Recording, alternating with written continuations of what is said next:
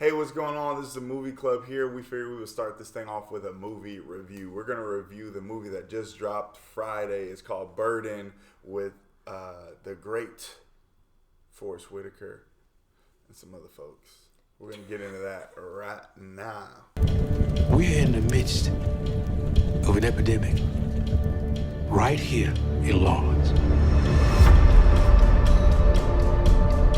Done a lot of bad things in my life.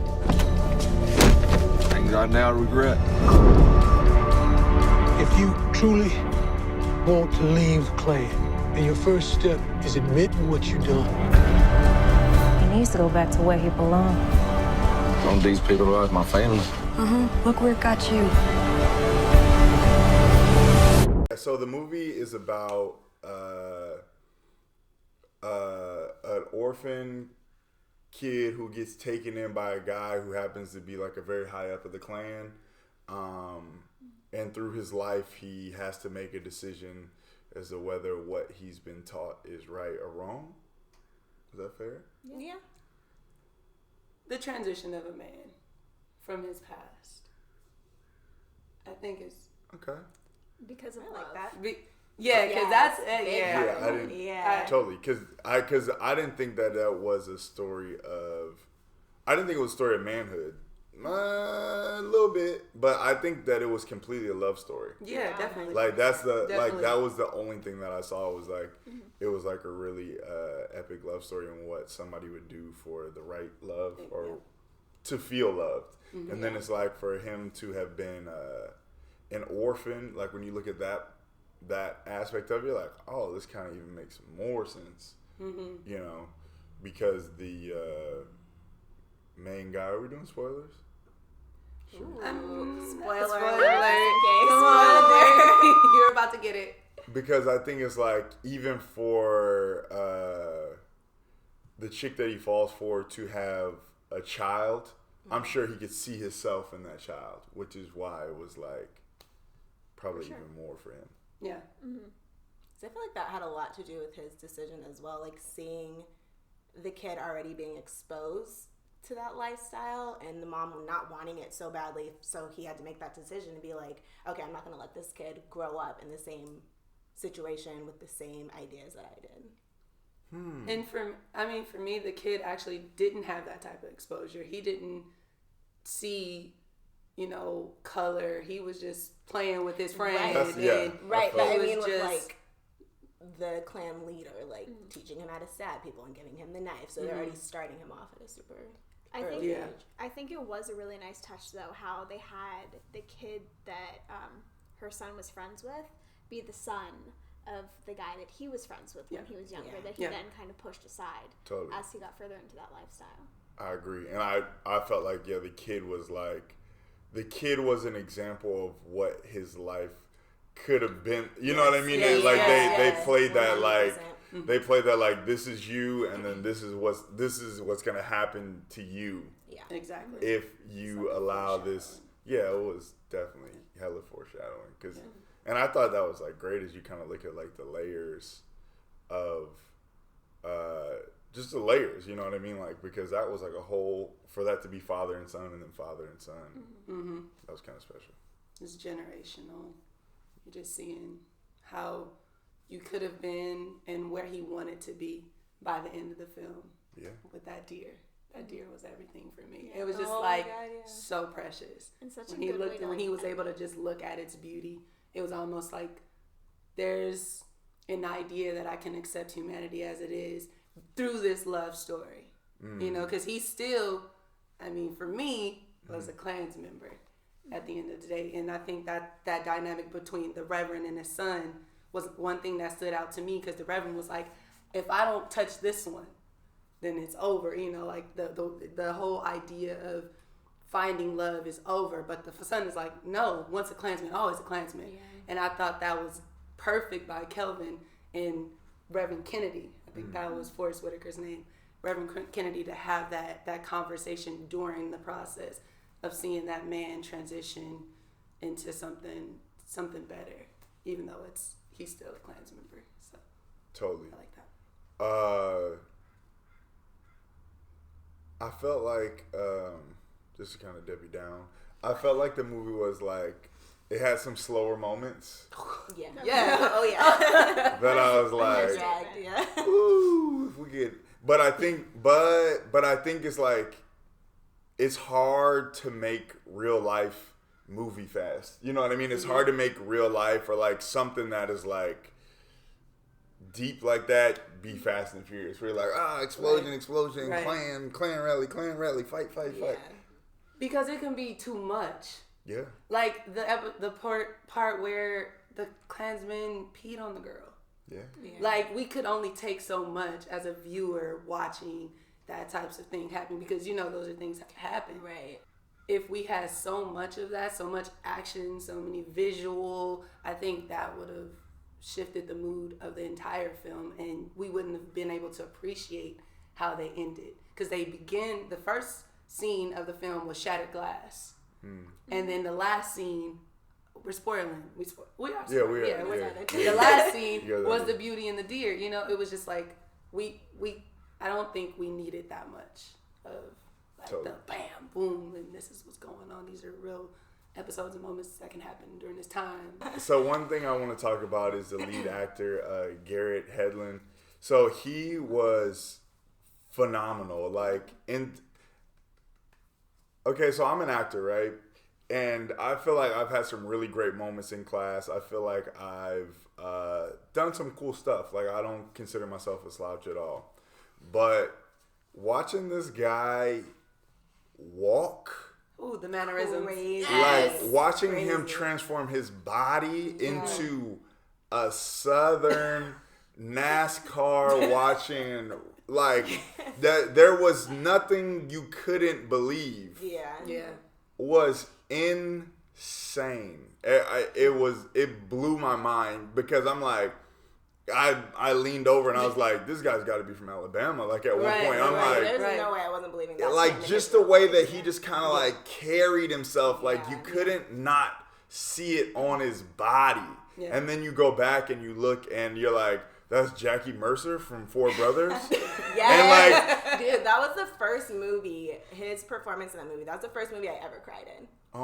Ever. When Jackie died. I was bawling my eyes out. Never cried in a movie. So then you're like, that's Jackie Mercer from Four Brothers. But then you're like, that's young Achilles from Troy. What? Oh, this boy got range. Yes.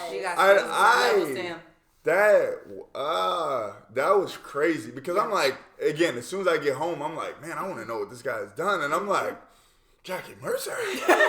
No way. You know what I mean? Like, blown away. And he's from, what did you tell me? He's from Minnesota. Minnesota. So I'm like, man, like, I don't want to judge.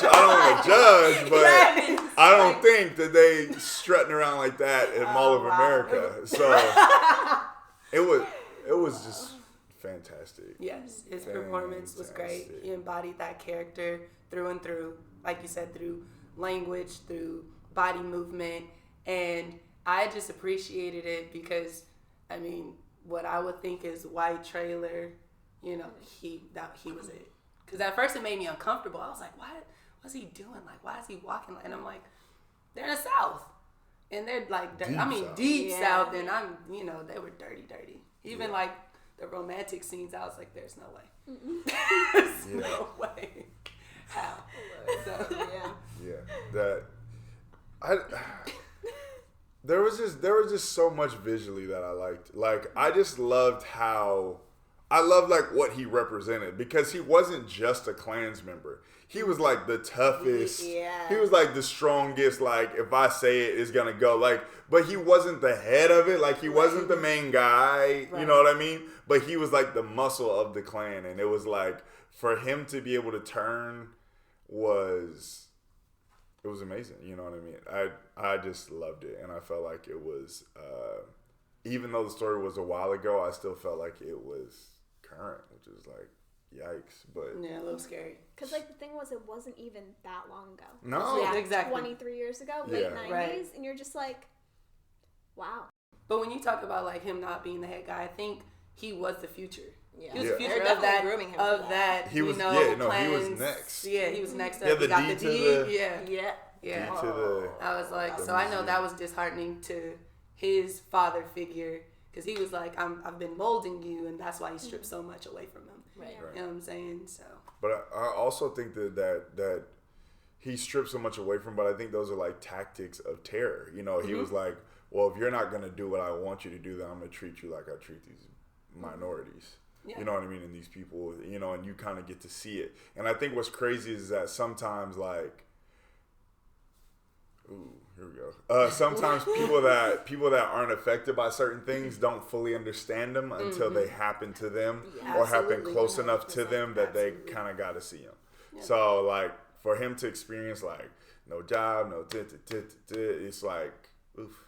Right. But there's just so much I like, because even like, I love that they didn't make him perfect, because even when he gets into the fight at the job, the only job. But you know what? Okay, let's be honest. As a man, you don't want to hear no other man talking about your woman like that. It was kind of disrespectful. It was utterly disrespectful. No. It was flat out disrespectful. Yeah. But like we were talking about, he wasn't changing from the Klan's community because he thought that being a Klansman was like wrong. Mm-hmm. He was changed because he didn't want to lose his love. And so that's when I talk about heart. It's like he wanted to remove himself just so that he can keep that piece of like family. Because like you said, he's an orphan. So he didn't know what real love felt like. So he felt like Judy was love. Judy was home. Right. So he was able to he was trying to give that up or whatnot. But it still was in his mentality. So his response to me wasn't wrong. It was just the N-word that was wrong. Because I'm sorry. No. You come looking like that, and then some other guy at the construction site say some foul stuff. If I was a dude. Yeah, I agree. And I think it was beyond him trying to get at his woman. I think it was the black dude getting an opportunity to get back at the Klansman. Yes, so it wasn't even, I felt like it was so many layers, is that he knew he was in charge and he finally had power over this entity and he's like, and I'm going to abuse it, which then brings him out of this thing. And because he's only 2 days out, right. Like, of course, I'm going to hit you with an N-bomb right now. And in my mind, he wasn't.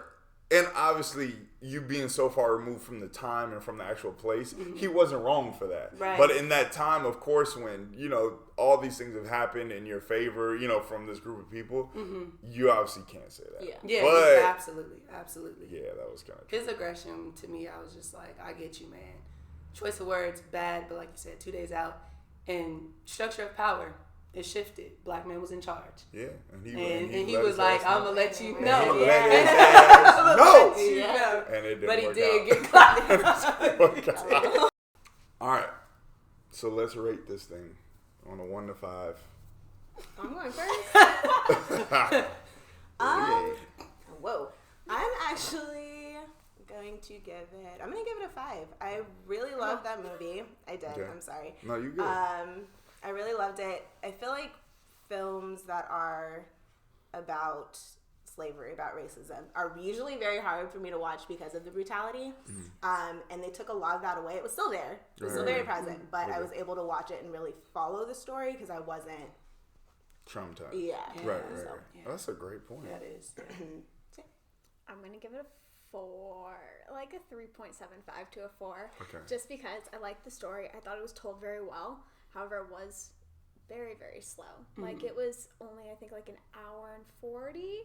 And it definitely felt like I was watching, like, a Marvel movie lengthwise. Like, it felt lengthy. And also, I kind of get, like, really bad motion sickness.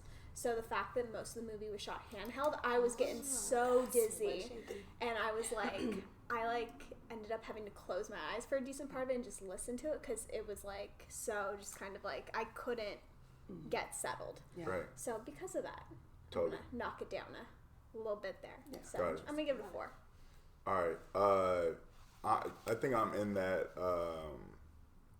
I think I'm in that 3.5, 4 range. I think 5 would be. I don't think I have a real 5 on my scale, just because I don't know what it would take to really be a 5. But I think 4 is like an A. In 5, it's like, congratulations, you're the teacher now. You know, I thought it was like, I thought it was great. I have a friend in, his name is Dexter Darden. He was the son. I thought he was fantastic. Again, the acting was just so strong that I can't vote against this movie. You know what I mean? And my only fear is that enough people aren't gonna see it. Yeah. Just because it's not popular, but I mean it was fantastic. And I'll give it. No I'm pressure. thinking. It's like here comes some bull. It's not bull. No, okay. It's like, you know, it's like interest rate. I got 3.87 to 4.25. Okay. You know? Okay. Okay. But coronavirus is bringing all that down. So what are you trying to say?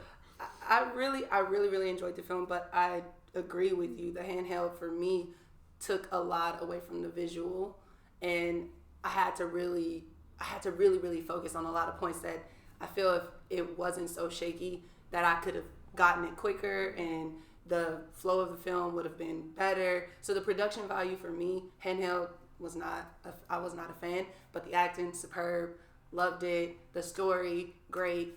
And I personally want to help market the film because I think it's something that will start conversation and open people's eyes to how to move forward, type of thing. Because I liked Forest Whitaker's idea of preaching love and changing humanity and that transition of a person, that it is possible whether you're doing it for love or you're just seeing that it's just flat out wrong. So I loved it. Y'all did well. Hell yeah. Amazing. All right, guys. Burden is in theaters now. I hope this review motivated you to go see that thing, and we'll see you guys real soon with the next review.